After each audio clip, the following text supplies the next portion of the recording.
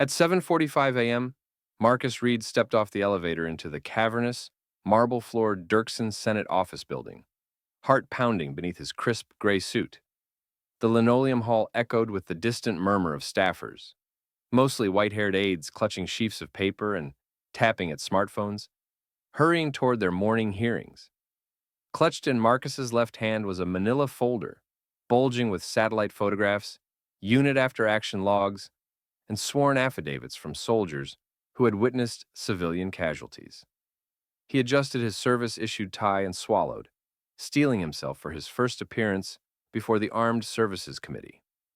In the wood-paneled hearing room, 7 white-suited senators sat behind a semicircular dais, their nameplates gleaming under the harsh overhead lights. A line of cameras and microphones faced a single empty lectern, awaiting Marcus's testimony. Around the gallery, uniformed officers and civilian staff, almost all white, exchanged polite nods. As the clerk called Mr. Reed, Marcus rose, cleared his throat, and walked forward, each polished shoe tapping sharply against the floor. He began with precision. "Good morning, Chairwoman Dawson, and distinguished members of the committee. I'm Marcus Reed, former operations analyst for Task Force Sentinel. I submit evidence of unreported civilian casualties during Operation Iron Spear, supported by these satellite images." He held up a high-resolution print, showing crumpled buildings and ghostly shadows.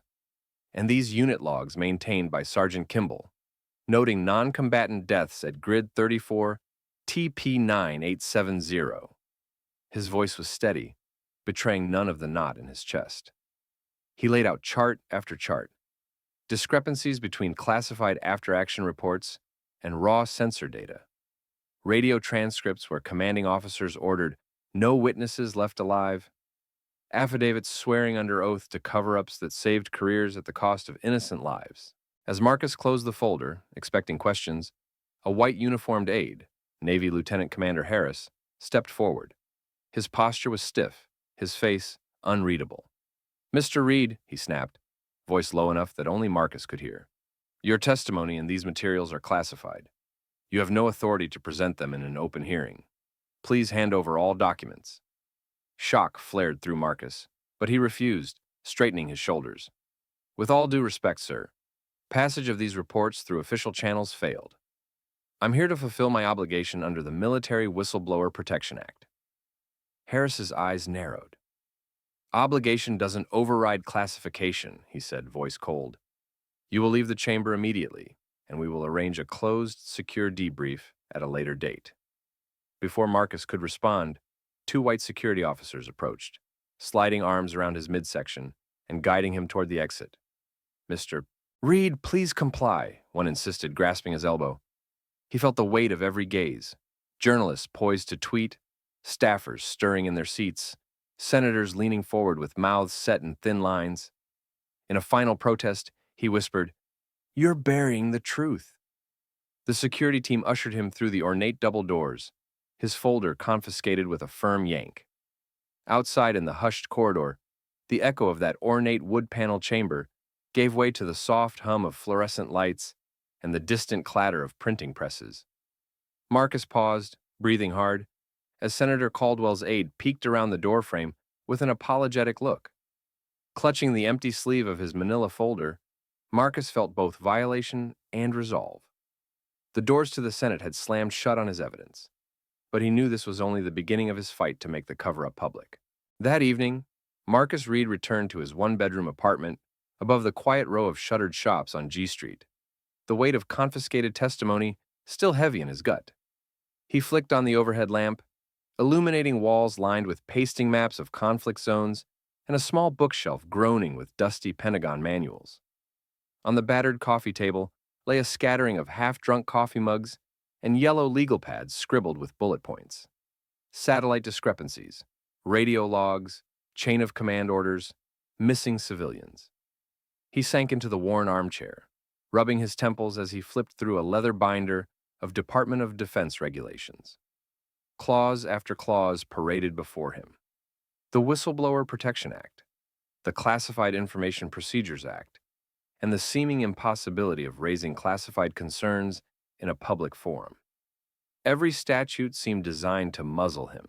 His phone buzzed, a reminder that Senators Caldwell and Hughes were still the only two members of the Veterans Affairs Subcommittee who had expressed private interest in his plight.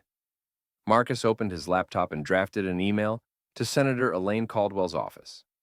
Subject: Urgent request for confidential meeting regarding classified civilian casualty evidence.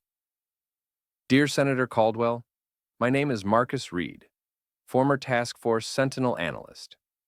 Yesterday, I attempted to present unredacted evidence of unreported civilian casualties during Operation Iron Spear to the Armed Services Committee, only to be barred on classification grounds.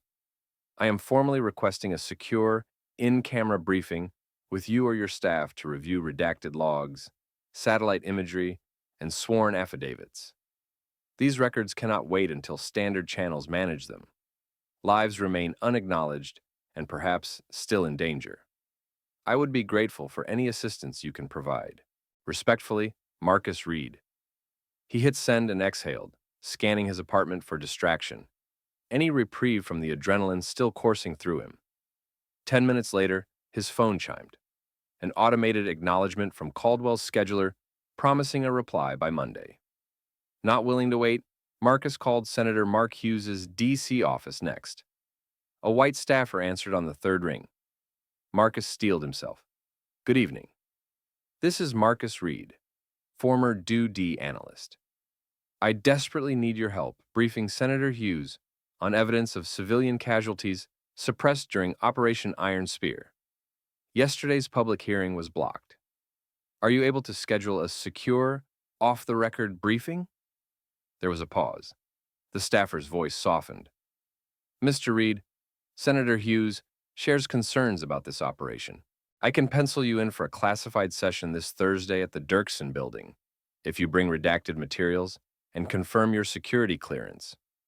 Marcus's relief was immediate, yet laced with tension. Thank you. I'll send a secure courier with the documents tonight. Over the next 2 days, Marcus worked nearly nonstop. He redacted the soldiers' names in pencil, photographed dozens of satellite frames on his high-resolution monitor, and organized the affidavits into binders labeled Hughes Briefing Top Secret. His bedroom floor became a war room, colored string connecting pages of logs to corresponding images on his bedroom wall.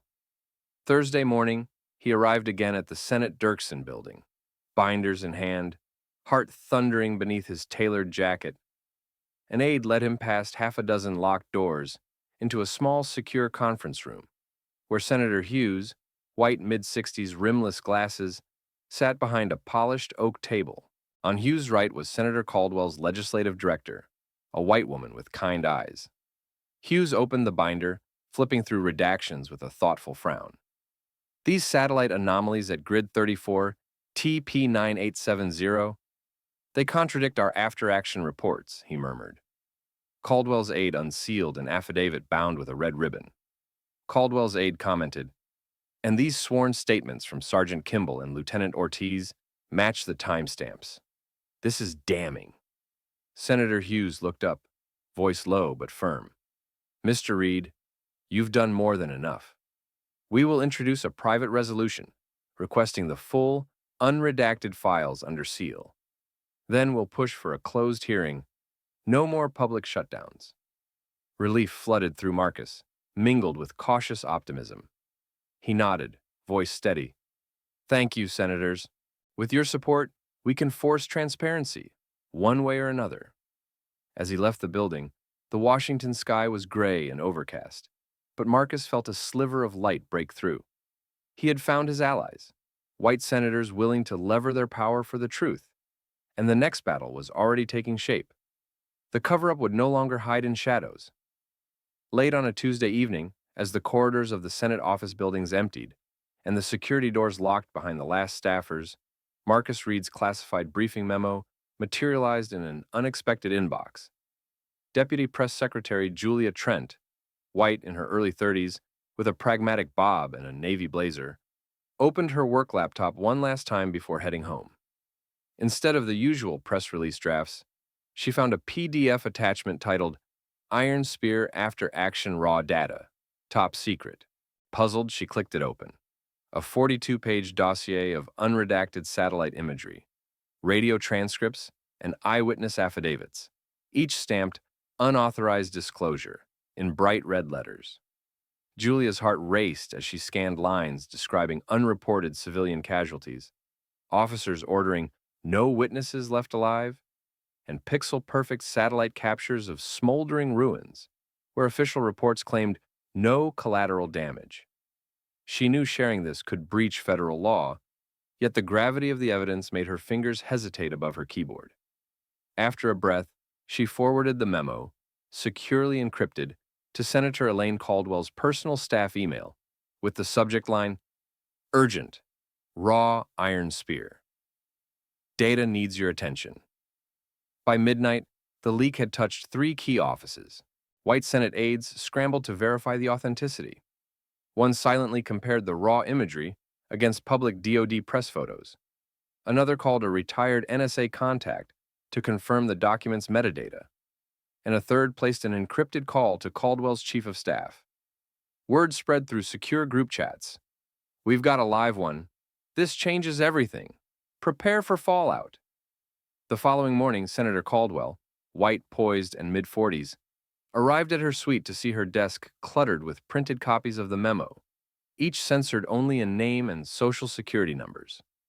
She convened an immediate white staff huddle in her war room-style conference room. Aides in crisp suits sat around a long mahogany table as the senator debriefed them on Marcus's barred public testimony and the contents of the leak. "This is our only chance to act," she urged, voice steady under the hum of the air conditioning. "We must verify these claims and push for a closed-door hearing." That afternoon, Caldwell quietly summoned 2 white military policy experts to her office, a retired 3-star general renowned for integrity, and a civilian defense analyst specializing in intelligence oversight. She played them the unredacted radio transcripts, soldiers' frantic pleas for non-combatant identification, and the chilling orders they received in response. Both experts exchanged grim nods. "This is credible," the general said, voice low as he tapped his briefing slides, "but it demands immediate oversight." Meanwhile, the White House Situation Room, staffed predominantly by white security advisors, received an urgent White House Communications Agency alert. Text of leaked Iron Spear memo circulating on Senate servers. A flurry of secure messages ensued. Have Press Sec deny unauthorized leaks. Prepare talking points on protecting operational security. And assess if this qualifies as espionage. By evening, the classified leak had ignited controlled chaos. Caldwell's office arranged a private amendment to the Whistleblower Protection Act. The Armed Services Committee chair quietly ordered an internal review of the public hearings procedures, and security teams began tracing the PDF's digital footprint. Yet amidst the scramble, one thing was certain: Marcus Reed's evidence would no longer languish in the shadows. The leak had forced the truth into the open corridors of power, where white senators and staffers alike could no longer pretend ignorance. The stage was set for a showdown that would define how the nation confronted its own wartime secrecy. Within 24 hours of the leak, social media feeds exploded with raw footage and transcripts from Marcus Reed's Iron Spear dossier. A prominent white veterans organization, the American Legion's Task Force on Accountability, posted the satellite images alongside a call for open inquiry. Their official Twitter account, normally muted on political issues, tweeting, "Our veterans deserve the truth. No more burying civilians under classified redactions." Hashtags #Truth, at War, and our Iron Spear leaks trended nationwide, shared by white journalists at The Washington Post and Politico, whose white commentators dissected every pixel of the imagery, noting that the buildings in the photos matched coordinates in Marcus's affidavits. Meanwhile, human rights NGOs, led by the white-chaired group Global Justice Watch, issued press releases demanding a full independent investigation, citing the leaked radio logs, where officers coldly dismissed cries for mercy. White academics at major universities published op-eds in the New York Times, comparing the cover-up to historic wartime abuses and urging Congress to convene hearings. Late-night talk shows, staffed largely by white hosts, devoted segments to the story, replaying Marcus's public testimony alongside the newly leaked transcripts, their laughter tracks replaced by stunned silence. Capitol Hill felt the tremors. White congressional staffers found their inboxes flooded with constituent letters, many from white suburbs, demanding accountability. Phone lines at the American Veterans Committee's D.C. office jammed as callers insisted their lawmakers do something. In his private office, Senator Elaine Caldwell, white and pragmatic, monitored cable news tickers, scrolling footage of white protesters rallying outside the Pentagon gates under banners, reading "No More Hidden Wars." She conferred with her white staffers and Senate colleague Mark Hughes to draft an urgent resolution calling for unredacted briefings, bypassing the standard procedure that had silenced Marcus. Across town, the Pentagon's Office of Strategic Communications, staffed almost entirely by white civilian appointees, scrambled to issue denials. Their spokesman, a white admiral in dress whites, stood at a hastily arranged podium and declared the leaked materials unauthorized and potentially misleading, urging the public to rely on official channels. But every rebuttal clip was clipped and reposted alongside the original evidence by white bloggers and veteran influencers who contrasted the smooth talking in uniform with the raw, unfiltered reality of the leak. By the end of the week, both houses of Congress announced joint oversight hearings. White members of the House Armed Services Committee and the Senate Armed Services Committee sent formal letters to the Secretary of Defense, demanding full disclosure and protection for whistleblowers. The White House, anticipating political fallout, prepared a statement promising transparency without compromising security, while a cadre of white and minority aides quietly drafted draft language for the Truth at War Act aimed at guaranteeing legal safeguards and mandatory release of after-action reports. As the public outcry peaked, Marcus Reed watched the headlines from his D.C. apartment, screens plastered with his name and face, alongside calls for no more lies. He felt the tide turning. What began as a barred testimony had become a national movement, propelled by white veterans, white journalists, and white lawmakers, finally refusing to look away. With public pressure mounting like an unstoppable wave, the cover-up could no longer endure the daylight, and Marcus knew the fight for the Truth at War Act was well within reach. The Senate hearing room in the Dirksen building was hushed at 9:15 a.m. when Secretary Amy Dawson, white in her late 50s with steel-rimmed glasses, gavelled the session to order. Thick mahogany panels lined the walls. The long semicircular dais gleamed under harsh overhead lamps. Seated behind nameplates were 8 white senators in dark business suits, flanked by aides tapping tablets. In the gallery, uniformed officers and press rows stood by, cameras at the ready. Senator Elaine Caldwell rose first. Her crisp voice carried across the room. Today we address testimony on unreported civilian casualties during Operation Iron Spear and consider the Truth at War Act, co-sponsored by Senator Mark Hughes and myself, to ensure full transparency and whistleblower protection. She tapped a remote. The screen behind her flickered to life with a satellite image of a bombed village overlaid by raw infrared data. Caldwell invited Marcus Reed to testify. He stepped to the lectern, unshaking, hands resting on a stack of unredacted binders. Madam Chair, distinguished senators, he began, I present evidence of misreported civilian deaths. These unit logs, he held up a yellowed page, document 9 non-combatants at Grid 34, TP 9870, while official filings report 0. He clicked to a slide comparing the logs to sanitized after-action reports. His steady tone belied the knot in his stomach. Next, Senator Hughes, white mid-60s gravelly voice, addressed the panel. I've reviewed Reed's materials under seal. The discrepancies demand accountability. He called forward 2 retired generals, General William Harper and General Martin Lowe, both white, who had overseen related campaigns. Harper, uniform adorned with medals, took the oath and testified. In private briefings, I was ordered to omit civilian figures to preserve morale. I refused. Lowe added, the chain of command prioritized careers over truth. Questions followed from white senators on both sides of the aisle. Concern for operational security, impact on diplomatic relations, and assurances for classified information safeguards. Caldwell and Hughes deftly redirected the conversation to the human cost and the necessity of legislative guardrails. Finally, Caldwell asked Reed if the Truth at War Act's provisions, mandatory unredacted after-action reports, whistleblower immunity, and annual congressional briefings, would address the failures he exposed. Reed nodded firmly. It will ensure no soldier's sacrifice goes unrecognized. By 11:45 a.m., the committee voted unanimously to move the act to the Senate floor. As the gavel fell, staffers exchanged relieved nods. Reed gathered his binders, shoulders eased of their burden. Outside the chamber, crowds of white veterans and human rights advocates applauded. In that dramatic, bipartisan moment, a cover-up surrendered to truth, and the path to law was irrevocably set. The Senate floor was packed at 11 p.m., lights low save for the harsh glare over the desks. Opponents of the Truth at War Act, led by Senator Roland Myers, a white conservative stalwart, rose to launch the final filibuster. Clad in a dark suit, Myers grasped the lectern microphone and launched into a 6-page soliloquy on operational risk, reading classified Defense Department talking points by heart.